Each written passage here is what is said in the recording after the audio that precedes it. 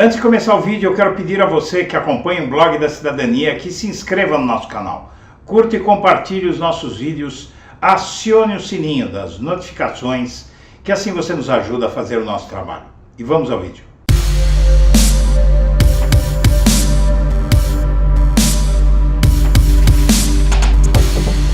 Boa tarde, senhoras e senhores. Hoje é 1º de agosto de 2023. São 16 horas. E o caso Marielle tem um novo andamento bastante importante. Bolsonaro e Cláudio Castro, governador do Rio, deixam digitais no caso Marielle. Na verdade, o delegado Leandro Almada conseguiu a delação de Elcio Queiroz apenas 6 meses depois de a Polícia Federal assumir a investigação do caso Marielle. A delação de Elcio pôs na berlinda o governador do Rio, Cláudio Castro. O governador fez intensa campanha contra a nomeação de Leandro Almada como superintendente da Polícia Federal no Rio de Janeiro. E nos quase 3 anos desde que assumiu, as procuradoras responsáveis pelo caso Marielle no Rio de Janeiro abandonaram o caso por causa de interferência externa e a investigação ficou empacada. Sem falar que o assassinato do suposto intermediário apontado por Queiroz, Edmilson Macalé, não foi sequer investigado pela Polícia Civil de Castro. A Polícia Civil bota a culpa no Ministério Público do Rio, cujo procurador-geral é indicação também do governador Cláudio Castro. Mas a evolução da investigação traz de volta a berlinda outro personagem, Jair Bolsonaro, ele mesmo. São muitos os elos ligando o ex-presidente ao caso. O primeiro elo, claro, é que o assassino Rony Lessa morava no mesmo condomínio onde moravam Bolsonaro e o filho Carlos. Mas há muito mais, e começa antes. O início da investigação foi turbulento, com testemunhas e evidências plantadas para incriminar um vereador e um miliciano. A obstrução foi descoberta e atribuída a outro político, ligado à milícia.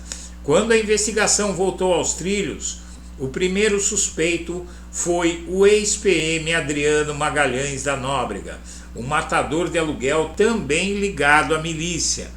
Adriano ficou foragido até ser morto na Bahia, em fevereiro de 2020, em uma operação da Polícia Civil do Estado com nítidos contornos de queima de arquivo. A viúva de Adriano diz hoje que o contrato chegou a ser oferecido a ele, mas que ele recusou. A irmã de Adriano foi gravada em 2022, dizendo que ele era um arquivo morto e que tinham dado cargos comissionados no Planalto pela vida dele. Adriano foi amigo da família Bolsonaro por 20 anos, ganhou medalha do deputado Flávio em 2004, quando estava preso por assassinato, e discurso do deputado Jair em 2005, pedindo a sua liberdade. Flávio empregou em seu gabinete a mulher e a mãe de Adriano e as demitiu somente no início da campanha eleitoral de 2018. Quem apresentou Adriano a Flávio foi Fabrício Queiroz, amigo de Jair Bolsonaro há 40 anos e que foi certa vez acusado de assassinato juntamente com Adriano. Imediatamente depois da prisão de Rony Lessa e Elcio Queiroz, em março de 2019, Bolsonaro começou a pressionar Moro para que trocasse o superintendente do Rio. Não havia motivo aparente para a troca, nem mesmo no plano pessoal. Flávio e Carlos eram investigados por desvio de dinheiro público, mas pela Polícia Civil do Estado, sem participação da Polícia Federal. Em agosto, Moro cedeu e trocou o chefe da PF. Bolsonaro também fez intensa campanha para federalizar o caso, porque aí ficaria na mão dele, mas não conseguiu. Em seguida, o porteiro do condomínio declarou que quando Elcio foi buscar Rony no condomínio, teria pedido para chamar a casa de Bolsonaro e o próprio presidente teria autorizado a sua entrada. Está provado que Bolsonaro estava em Brasília nesse dia e a versão do porteiro foi desmentida com base na perícia da gravação da chamada, pelas mesmas promotoras que identificaram a obstrução de justiça e prenderam Rony e Elcio. Não se sabe se ou por que alguém tentaria envolver o presidente na trama de um assassinato comum. O presidente, sem autoridade para isso, mandou a Polícia Federal investigar o porteiro, que foi ameaçado de ser enquadrado na Lei de Segurança Nacional. O porteiro se retratou, mas não foi investigado por ninguém. Bolsonaro ainda mandou a Polícia Federal tomar o depoimento de Rony Lessa, ao qual teve acesso.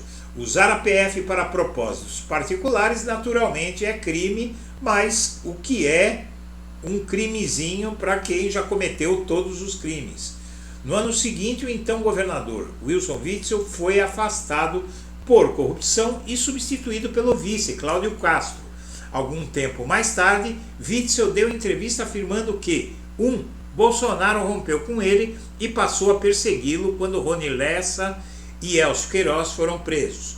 2. Seu impeachment, o de Witzel, foi sacramentado quando Lindor Araújo e Augusto Aras deram pareceres favoráveis para que o STF apreciasse o pedido de impeachment.